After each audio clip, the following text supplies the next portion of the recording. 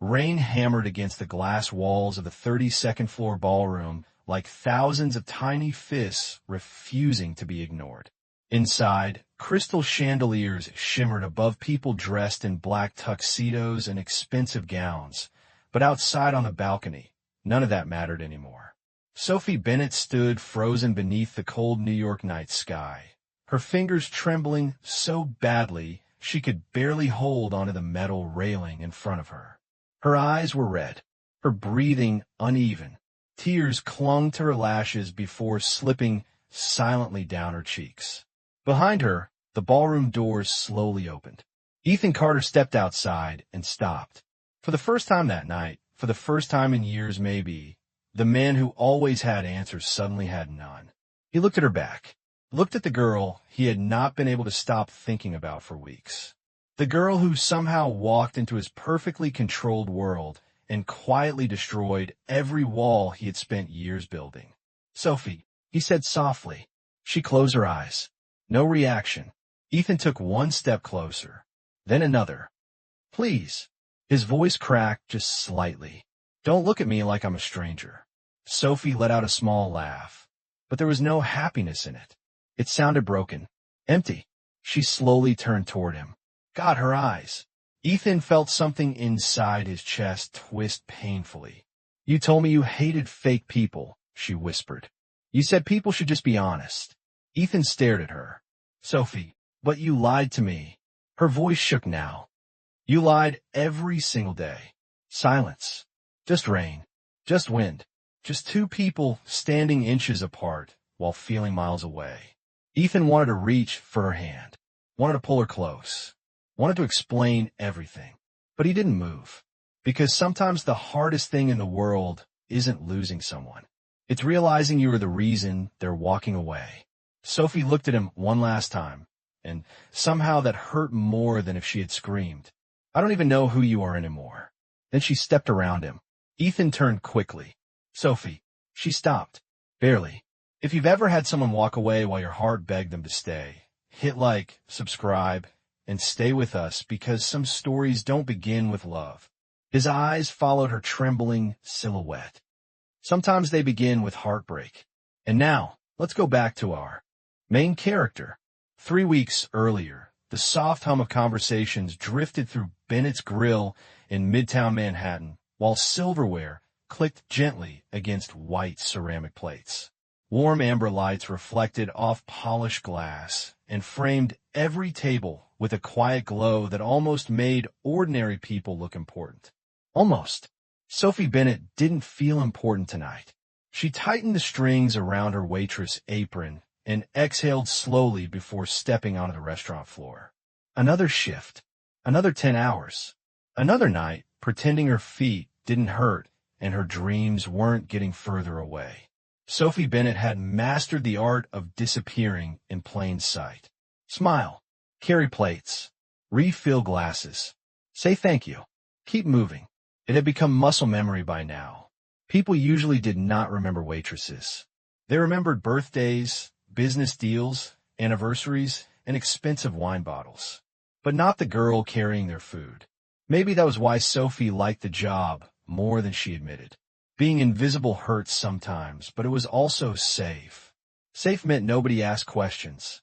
Safe meant nobody noticed that the tiny apartment she rented in Queens had peeling paint and a heater that worked only when it felt generous. Safe meant nobody knew she spent her mornings sketching bakery designs in a notebook instead of sleeping. A voice suddenly snapped her out her thoughts. "Sophie." She turned. It was Rachel, another waitress balancing 2 trays in her arms. Table 12. Sophie looked over. Empty. Okay. Rachel rolled her eyes dramatically. Not okay. Veep. Sophie blinked once. Veep. Rachel leaned closer like she was delivering state secrets. Rich. Powerful. Probably one of those people who owns half the city. Sophie stared at her for 2 seconds, then shrugged. Do they eat with their mouths or with their bank accounts? Rachel snorted so hard she almost dropped a tray. I hate you. Sophie smiled slightly before walking away. Table 12 sat near the windows overlooking Midtown. Expensive seat. Quiet corner. The kind people requested when they wanted privacy. Sophie reached down and straightened the silverware one last time. Then the front entrance opened. The entire atmosphere shifted. It was strange how quickly people changed when money entered a room. Conversations lowered. The hostess stood straighter. The manager suddenly appeared from nowhere and fixed his tie. Sophie looked up. A tall man stepped inside wearing a charcoal gray coat over a black suit. Dark hair. Calm expression. Nothing flashy. No giant watch. No laudate todo. But somehow people reacted anyway. The manager practically jogged across the floor. Mr. Carter. Welcome back. Ethan Carter gave a small nod and handed over his coat. Sophie turned back toward her stack of menus. Rich people always looked the same to her. Different faces. Same energy. 2 minutes later, she walked toward table 12 carrying water glasses. Good evening, she said casually. My name is Sophie, and I'll be taking care of you tonight. Ethan looked up from his phone, then stopped moving completely. Sophie noticed it immediately. People usually blinked, shifted, smiled, did something. Ethan just stared, not in a creepy way, more like someone hearing a song they had forgotten existed. Sophie tilted her head slightly. Did I say something wrong? Ethan blinked. Once. No. Silence. Sophie waited. Ethan kept looking at her. Sophie waited another second. Are you planning to order? She asked carefully. Or should I come back after the staring portion of the evening? Ethan looked down immediately and let out the smallest laugh. Sophie almost missed it. Almost. Sorry, he said. I was distracted. By the menu? She asked. Something like that. Sophie narrowed her eyes suspiciously before handing him a menu. Strange. Rich people usually acted important, demanding, impatient. This one suddenly looked like a teenager caught daydreaming in class. She turned and walked away toward the kitchen. Ethan watched her go, watched the loose strand of hair that kept falling near her cheek, watched her laugh at something Rachel whispered beside the coffee station. For reasons he could not explain, the restaurant suddenly felt quieter, smaller, and for the first time all day, Ethan Carter forgot to check his phone. Sophie expected never to think about Ethan Carter again after that night. Customers came and went. Faces blurred together. People ordered steaks, complained about salads, left tips, forgot names. That was how restaurants worked. But the next evening, at exactly 6:42, Rachel nearly dropped a stack of plates against the counter and whispered loudly, "No way." Sophie looked up from polishing glasses. What? Rachel tilted her head toward the dining room. Table 12. Sophie looked. Ethan sat by the window again. Same seat. Same calm expression. Different suit. He was looking at his phone this time, but somehow he still looked like he knew exactly where everything around him was. Sophie frowned. Okay. Rachel stared at her like she had lost her mind. Okay. That man tipped Brian $300 last month because Brian recommended a dessert. Sophie shrugged. Maybe he likes cake. Rachel narrowed her eyes suspiciously. No, something weird is happening. Sophie rolled her eyes and grabbed her order pad. You watch too many crime shows. She walked toward table 12 and placed a glass of water in front of him. Good evening. Ethan looked up immediately. Too immediately. Almost like he had been waiting. E Supia. Her hand paused slightly. You remember my name? Ethan looked confused for half a second. Should I not? Sophie blinked. That was fair. Strange, but fair. No, I guess not. She opened her pad. What can I get you? Ethan stared at the menu for exactly 2 seconds. I will have. Silence. Sophie waited. Ethan looked back at her. What did I order yesterday? Sophie stared at him, then blinked once. You do not remember? Long day. Sophie crossed her arms slowly. Sir, yesterday you ordered grilled salmon. Ethan nodded immediately. Right. That. Sophie kept staring. And Ethan looked down again. And the mashed potatoes. Sophie narrowed her eyes. You're guessing now. Ethan smiled. Actually smiled. Very small. Very quick. But enough. Maybe. Sophie walked away shaking her head. Viet man. Behind the counter, Rachel appeared beside her instantly. Why are you smiling? Sophie looked at her. I am not smiling. You are. Sophie touched her face unconsciously. Rachel gasped dramatically. Oh my God. Stop. You are smiling because of rich table guy. Sophie grabbed a towel and threw it at her. Rachel laughed and disappeared into the kitchen. Sophie sighed quietly and returned to work. But over the next week, something strange started happening. 6:42 became predictable. Ethan kept showing up. Monday, Wednesday, Friday, then Tuesday, then Thursday. Always table 12. Always around the same time. Sometimes with business papers. Sometimes with a laptop. But most of the time, he barely looked at any of them. Instead, Sophie kept catching him watching her. Not in an uncomfortable way. Not in an arrogant way. Just watching. Like he was trying to figure out something complicated. One evening, Sophie walked over carrying coffee. Okay. Ethan looked up slowly. Okay. Sophie placed the cup down in front of him. I need to ask. Ethan leaned back slightly. Ask what? She stared at him for a moment. Are you secretly avoiding someone? Ethan looked confused. What? Because normal people do not come to the same restaurant 5 times in 8 days. Silence. Ethan stared at her. Sophie stared back. And suddenly he laughed. A real laugh this time. Warm. Unexpected. Sophie blinked. She had not expected that sound at all. Ethan looked down at his coffee cup before quietly saying, Maybe I just keep finding a reason to come back. Sophie looked at him. Something moved strangely inside her chest. Small. Quiet. Dangerous. Later that night, while walking home beneath the city lights, she shoved both hands in her coat pockets and whispered to herself, Wait, am I imagining things, or is something actually happening here? The next Friday arrived with cold air and a light drizzle that painted the city streets silver beneath the traffic lights. Inside Bennett's Grill, the dinner rush had already started. Orders moved across the kitchen window. Plates disappeared from counters. Voices overlapped. Sophie tied her apron tighter and pushed a loose strand of hair behind her ear while balancing 3 glasses in one hand. Table 8 needs ranch. Table 5 wants extra bread. Table 12 just sat down. Sophie stopped for half a second, then immediately kept walking. No reaction. Absolutely no reaction. At least that was what she told herself. Rachel suddenly appeared beside her carrying menus. You looked. Sophie frowned. What? Rachel grinned. You looked toward table 12. Sophie rolled her eyes. I was checking the room. Rachel leaned closer. Sure. Sophie ignored her and grabbed a coffee pot before walking into the dining room. But as she moved between tables, she felt it again. That strange feeling. Like eyes following her. Not heavy. Not uncomfortable. Just there. Waiting. By now she knew exactly who it was without even turning around. Ethan sat at the same spot near the windows, looking down at some papers spread across the table. Except he was not reading them. Sophie knew because every few seconds his eyes quietly lifted, then lowered again. Lifted. Lowered.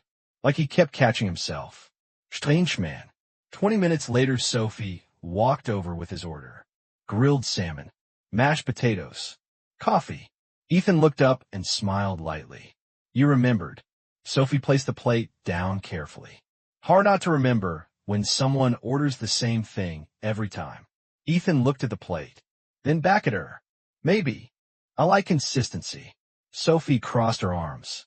Or maybe you do not know how menus work. Ethan laughed quietly. Sophie hated how unexpected that laugh always was. It never sounded forced. It never sounded polite. It sounded real.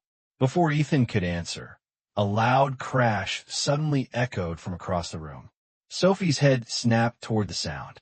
A young waitress named Lily stood frozen near the kitchen entrance. Coffee spread across the floor. Broken glass surrounded her shoes. Her face had turned completely pale.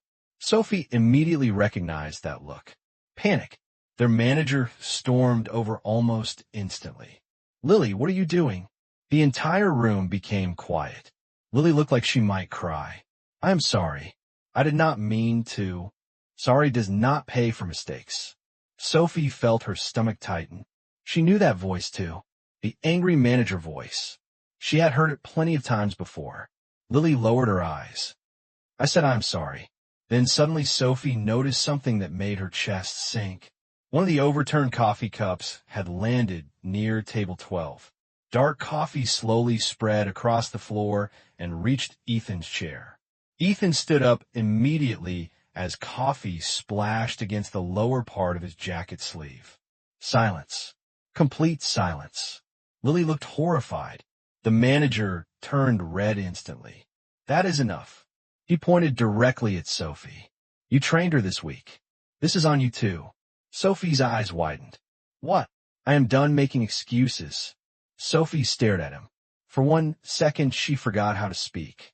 Around her, conversations had disappeared. Forks stopped moving. People watched quietly. Then Ethan looked down at the coffee on his sleeve, looked toward Lily, then toward Sophie. And for the first time since walking into the restaurant that night, his expression changed completely. Sophie stared at Ethan. Ethan stared back at the manager. The silence felt strange now. Heavy. Uncomfortable. Like everyone in the room suddenly knew they were waiting for something important to happen. The manager forced an awkward smile and stepped toward Ethan quickly. Sir, I sincerely apologize. We will handle this immediately. Ethan glanced down at the coffee stain on his sleeve again, then looked toward Lily. The poor girl looked seconds away from crying. Her hands shook beside her apron. Ethan spoke calmly. Handle what? The manager blinked. The situation. Ethan looked genuinely confused. Someone dropped coffee. Silence. The manager opened his mouth, closed it again. Well, yes, but... Ethan tilted his head slightly. Did anyone get hurt? No. Did she do it on purpose? No. Ethan gave a small shrug. Then I think we survived. For a second, nobody moved. Sophie looked at him carefully. The manager looked embarrassed. Lily looked like she had forgotten how breathing worked. Then Ethan reached into his jacket pocket and pulled out a folded navy blue handkerchief. He looked down at the coffee stain, looked at the cloth, then frowned slightly. Sophie noticed it immediately. Wait. Ethan looked up. Sophie walked over and took the handkerchief gently from his hand. You are making that worse. Ethan blinked once. I am. Absolutely. Sophie looked at him like he had just failed a basic life skill test. She grabbed a clean towel from her apron and lightly dabbed at the stain on his sleeve. Ethan stayed completely still. Too still. Sophie focused on the jacket. Cold water works better. Silence. Do not rub. Silence. You make the stain spread. Silence. Sophie slowly looked up. Ethan was staring at her again. Of course he was. Seriously? She asked. Ethan blinked. You keep doing that. Doing what? Sophie narrowed her eyes. Looking at me like you forgot where you are. Ethan looked away toward the windows immediately and coughed once into his fist. I do not know what you mean. Sophie stared suspiciously for another second before handing back the navy handkerchief. There. Ethan took it slowly. Their fingers brushed for barely a moment. Nothing dramatic. Nothing big, but Sophie felt it. A tiny pause somewhere inside her chest. Small enough to ignore. So she ignored it. Across the room, Rachel was pretending to wipe glasses while openly staring at them. When Sophie looked toward her, Rachel widened both eyes and made an exaggerated heart shape with her hands before quickly hiding behind shelf. Sophie nearly choked. Ethan looked confused. What happened? Nothing. Sophie grabbed her tray too quickly. Absolutely nothing. Ethan looked toward Rachel and then back toward Sophie. Slowly his mouth curved into another small smile. Sophie hated that smile. Not because it was bad, because it kept appearing without warning.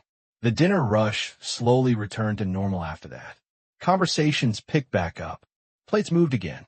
People forgot about the accident. But something had changed. Sophie could feel it. Later that evening she walked past table 12 carrying dessert menus. Ethan looked up from his laptop. Sophie. She turned. Yes. Ethan hesitated, very briefly, then held up the folded navy handkerchief. I think you saved this too. Sophie smiled slightly. Maybe. Ethan looked at her for a moment longer before lowering his eyes. But this time Sophie noticed something strange. He was smiling too. The days after the coffee accident began changing in ways Sophie could not explain. Small things, quiet things, things that should not matter, but somehow did. Ethan still arrived around the same time every evening, but now he stayed longer. Sometimes his laptop remained closed beside him for 20 minutes, then 30, then an hour. Sophie noticed because people who looked like Ethan usually seemed married to their phones and schedules. But when she walked by table 12 now, she would sometimes find him staring out the windows instead, or watching the city lights below, or watching her before pretending he was not. One Thursday night, the dinner crowd finally faded around 10:30. Chairs began turning upside down onto empty tables. Soft music played from hidden speakers overhead while employees cleaned the restaurant floor. Sophie carried a small stack of menus toward the service station when she noticed Ethan still sitting near the windows. His coffee had gone cold almost an hour ago. She walked over slowly. You know we are closing, right? Ethan looked up. I know. Sophie crossed her arms. Then why are you still here? Ethan looked around the nearly empty restaurant, then back at her. I guess I lost track of time. Sophie narrowed her eyes suspiciously. You do that a lot around me. Ethan smiled faintly, but did not answer. Sophie stared for another second before sighing. Come on. Ethan blinked. Come on where? I am leaving. And unless you plan on sleeping in booth 12 tonight, you should leave too. 5 minutes later, they stepped into the elevator together. Sophie pressed the lobby button while Ethan stood beside her quietly. The restaurant occupied the upper floors of the building, and usually the ride down felt quick. Tonight it did not. The elevator doors closed with a soft sound. Silence settled around them. Sophie looked ahead. Ethan looked ahead too. Then suddenly the lights flickered once. Twice. Everything stopped. The elevator jerked slightly before becoming still. Sophie froze immediately. No. Silence. No, no. No. Ethan looked over. Sophie. She pressed the emergency button quickly. Nothing. Pressed it again. Nothing. Ethan watched her carefully. Sophie. She shook her head. I hate elevators. Her breathing became uneven now. Ethan stepped closer slowly. Not too close. Just enough. Look at me. Sophie stared at the closed doors instead. Sophie. His voice stayed soft. Come. Look at me. Slowly she turned toward him. Ethan held her eyes. Breathe. Silence. Just breathe. Sophie took one shaky breath. Then another. Ethan leaned lightly against the wall beside her. Tell me something. She swallowed. What? What scares you more than elevators? Sophie looked down at her hands. She expected herself to laugh it off, to make a joke, but for some reason she did not. People who use money to make others feel small, she said quietly. People who think money lets them decide someone else's worth. Ethan became very still. Sophie's eyes stayed lowered. I saw that growing up. Silence. I hate it. Ethan looked at her for a long moment, but said nothing. Outside the elevator, everything stayed quiet. But inside, something had changed again. Sometimes the strangest thing is not when someone starts falling into your life. Sometimes it is the moment they quietly start feeling like home. Tell me honestly, have you ever met someone and suddenly felt safe without understanding why? When the elevator doors finally opened that night, Sophie stepped out first. She felt lighter for some reason. Not because of the elevator. Not because she suddenly liked closed spaces. But because somewhere between the silence and Ethan's voice telling her to breathe, something inside her had quietly relaxed. She hated admitting that even to herself. Over the next few days, things became dangerously normal. Ethan kept showing up. Sophie kept pretending she did not expect him. Rachel kept acting like she was starring in a romantic movie nobody asked for. One night, Sophie walked in the break room and nearly screamed when Rachel suddenly appeared, holding her phone 2 inches from Sophie's face. "Explain this." Sophie blinked. "Explain what?" Rachel pointed dramatically at the screen. Sophie looked down. Her stomach dropped immediately. A blurry photo filled the display. It showed Ethan sitting at table 12 looking up at Sophie while she laughed at something he had said. Sophie stared at it, then looked closer, then froze completely. Across the top of the article were words that suddenly made the room feel smaller. Carter Hospitality CEO spotted spending consecutive nights with mystery waitress. Silence. Sophie blinked once, then twice. Rachel looked confused now. "Wait, you did not know?" Sophie's eyes stayed on the screen. "So, Carter Hospitality. Ethan Carter. Her Ethan. No, not her Ethan." The words echoed strangely inside her head. "So, Carter Hospitality." She stared harder at the article below the photo.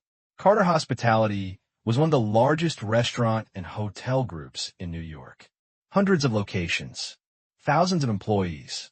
Sophie's breathing slowed. Too much. Her eyes moved lower. Bennett's Grill listed among company properties. Sophie suddenly looked up. "Rachel." Her voice sounded strange. Rachel immediately lowered the phone. "Soph. This restaurant." Silence. Rachel's face slowly changed. "Oh no." Sophie did not hear anything after that. Her mind had already started connecting pieces she had ignored before. The manager practically shaking when Ethan walked in. Employees whispering. VIP treatment. The way people stared. The way Ethan never explained anything. The way he somehow always got away with things ordinary people could not. Her chest tightened slowly. No, worse than that. She remembered the elevator. People who use money to make others feel small. She remembered Ethan becoming quiet after she said it. He knew. He knew exactly what she meant and said nothing. Nothing. Sophie stood up so quickly her chair slid backward against the floor. Rachel looked alarmed. "Sophie, wait." But Sophie was already moving. 30 minutes later, she pushed through the restaurant doors. Her eyes searched immediately. Table 12. Ethan sat there exactly where he always sat. Calm. Familiar. Looking up with that same small smile the moment he saw her. "Hey." Sophie stopped beside the table. Her hands felt cold. Ethan looked at her face, and his smile disappeared instantly. "Sophie." Silence. She stared at him for several long seconds, then quietly asked, "How long were you planning on pretending?" The smile disappeared from Ethan's face immediately. For a moment, neither of them moved. Around them, forks clinked against plates, and soft conversations continued, but Sophie barely heard any of it anymore. Everything felt distant, muffled. Ethan slowly stood from his chair. "Sophie." She laughed quietly, but there was no humor in it. "No, do not do that." Ethan looked at her carefully. "Do what?" Sophie's eyes started filling before she looked away. "Do that thing where you say my name like everything is fine." Silence. Ethan looked down briefly. "I wanted to tell you." Sophie stared at him. "Wanted to?" She shook her head slowly. "You own this restaurant." Ethan said nothing. "You own this place." Her voice cracked now. "You sat here every night and watched me serve tables while pretending you were just another customer." Ethan finally spoke. Quietly. "I never pretended to be someone else." Sophie looked at him in disbelief. "Seriously?" People nearby had started glancing over now. Ethan noticed immediately and lowered his voice even more. "Sophie, please." She folded her arms tightly across herself. Not because she was angry, because suddenly she felt exposed. "Foolish." "How long?" she whispered again. Ethan looked at her for several seconds, then answered honestly. "From the beginning." Sophie closed her eyes. Of course. Of course it was from the beginning. Every conversation replayed itself inside her head now. Every moment. Every smile. Every silence. The elevator. The coffee accident. The nights he stayed after closing. Suddenly everything felt different. Not fake exactly. Worse. Unbalanced. Because now Sophie could not stop thinking about one thing. He always knew who he was. She did not. Ethan took one careful step toward her. I never wanted you to feel stupid. Sophie looked up instantly. Then why do I? Silence. Ethan had no answer. Because there was none. Sophie swallowed hard and stepped backward. I told you something important in that elevator. Ethan stared at her. I told you I hate people who use money to make others feel small. Her eyes glistened now. You sat there listening while knowing exactly who you were. Ethan's chest tightened. Sophie, I never looked down on you. Maybe not. Her voice became quieter. Softer. Somehow that hurt more. But you decided for me. Ethan frowned slightly. What does that mean? Sophie looked at him with tears standing in her eyes. You decided I should only know parts of you. Silence. You decided when I deserved the truth. Ethan looked down. Sophie's breathing shook once before she turned away. He reached out instinctively. Not grabbing. Just reaching. But Sophie took another step back. Do not. Ethan froze immediately.